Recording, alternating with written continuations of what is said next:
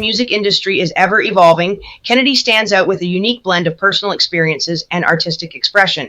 From psychedelic awakenings to navigating the complexities of branding, she shares an inspiring journey. She noticed a lack of female representation on stage, which became a motivating factor to pursue a career as a DJ. The realization that writing music was just as crucial as performing came later, leading to a deep dive into classical music theory and the art of composition. Reflecting on childhood influences, she cites iconic bands like Queen and Nirvana as foundational to her musical identity. So my first question to you is, give us a background on your music in your life and when you knew you wanted to make music. Ooh, great question. So I feel like, and I think I can be like super open on this question. When I was like 17, 18, actually, I did my first time ever dropping LSD. And when I did that, it literally changed my life and it made me have like a calling to do music. But the other side of it was that I went to my first festival. It was Evolve, in Halifax, Nova Scotia when it was going on. And I noticed there wasn't like a lot of women on stage and a lot of women, this was like 10 years ago. So like it was kind of a different frame rate almost of like who was playing and who was doing stuff and who was, doing the music. And I realized I really wanted to be a DJ through this magical psychedelic experience of festivals and being young and all of these kind of things. But I didn't really realize that like being a DJ, it's really important to write music too until like probably a year later. And I sat down and I started learning, like I did classical clarinet and like music theory and all of these things. So writing music, like I was able to do it and I was able to like figure it out pretty easy. It took me, it's still taking me a time to learn even to this day, but I really realized that if you want to be on the big stage, or if you want to do like the bigger things like that, you need to be able to write music as a DJ. So yeah, it was really a psychedelic experience that brought me into being an artist, which is what I think is super. So why don't you give us a little history on what you've done so far? Ooh, good question. Let me think here. It's been an interesting career because I've switched a lot. I switched branding 3 times, which is like the crazy thing. I was like Kenny G, which was like an open format, like DJ that was more like club events and resident DJ and stuff like that. And then I moved to Cinnedi, which was this really dark brand, with like, demonology and all of this kind of stuff. And then I kind of found that like I lost myself in the darkness a little bit. Like weird things started happening. Too much darkness started happening in my life that I realized that like I needed to kind of change my brand to be a part of the light again. And I found that I wasn't really enjoying making dubstep anymore. I wasn't really enjoying doing the things that I was doing. So because of that, I moved back into house music and have this house brand that I'm doing now. It's been a traveling, touring, Montreal, BC, the US. I'm looking at Detroit, Chicago, New York right now for a tour. I'm with FMA agency and it's been a ride. Like, I think I've had like great managers. I've had shit managers. I've had everything that you can think of as an artist that could be good or bad has definitely happened. But I think I've learned a lot about myself and a lot about what is important in music over being anything. Like, how do I explain this? Doing art, you have to showcase so much of yourself. And if you're going to do that, you have to be open and willing to be vulnerable.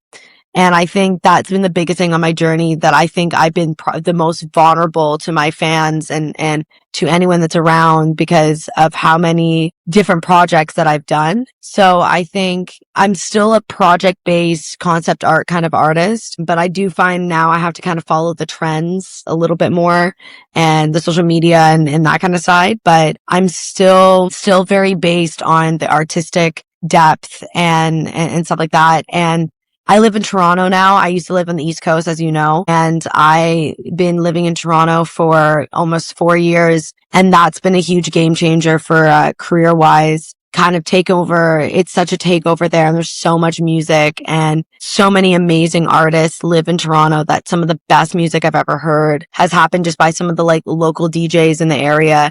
And I think being there has really built my expansive career that I have now. But yeah, what's coming up next is more tours. I'm living in Costa Rica right now. I just did a Caso festival and played that, and then did the harm reduction team for it. And yeah, it's been a ride. I think that's the best way to explain it. It's just been a crazy ride of ups and downs that have really changed my life.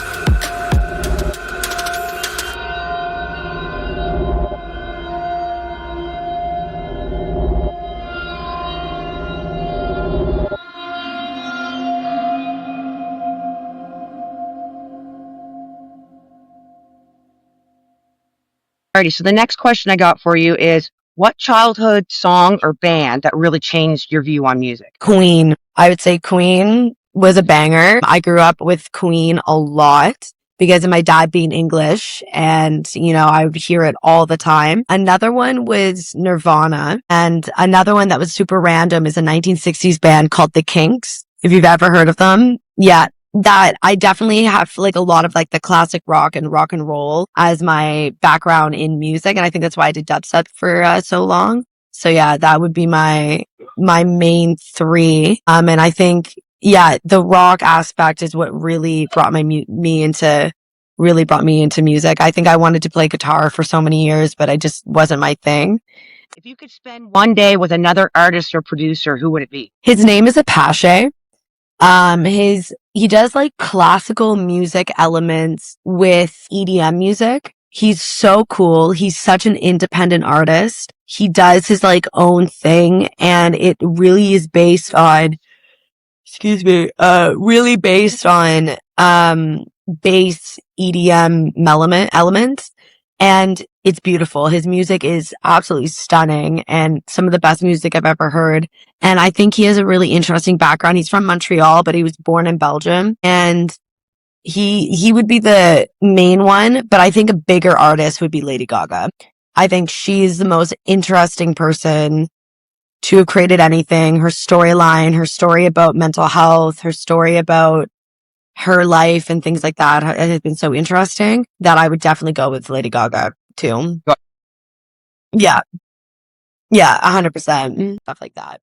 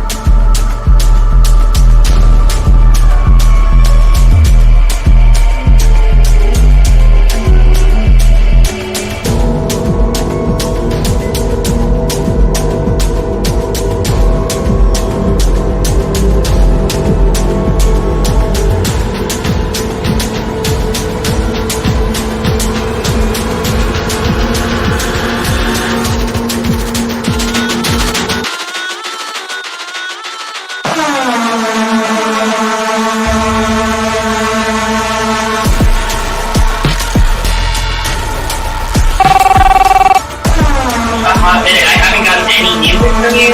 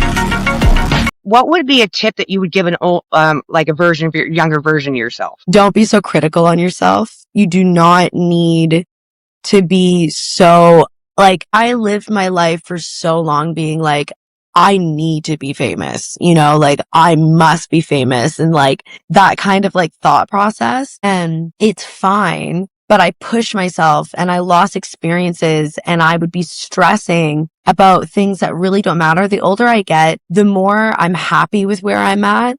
And the more I'm like, if I become super, super famous, I become super, super famous. If I don't, that's okay too. I've done a lot, and that's okay. And I think that's been the biggest thing, is just stop being so critical and hard on yourself, because it's gonna break you at the end of it. Okay, so my last question for you is, how do you feel about the music industry today? Ooh, that's a really good question. I think it's changed a lot. We could get into like the Illuminati stuff. We could get into so many different areas of that.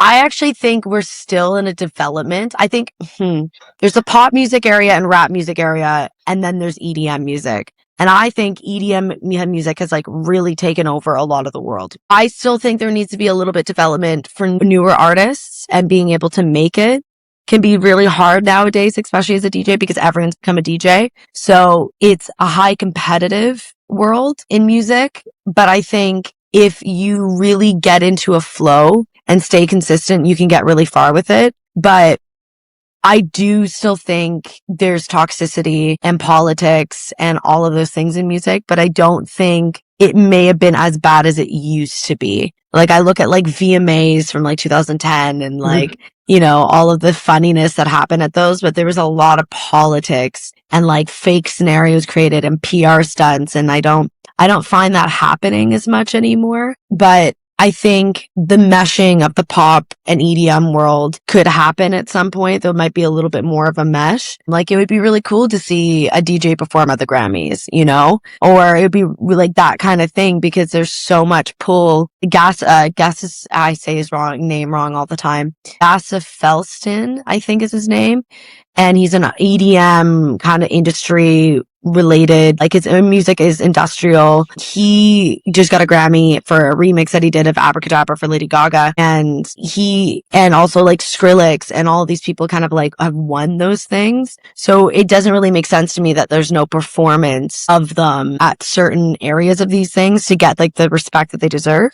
But I also think we are a less competitive industry in the sense of like award shows and, you know, things like that. So I think the EDM scene is going to be ever growing and ever changing. The music will always change. But I think overall, we are still going to always develop. And I think that's the exciting thing about EDM. I can't wait to hear what like is exciting next year versus just like tech house or house music, and it's interesting.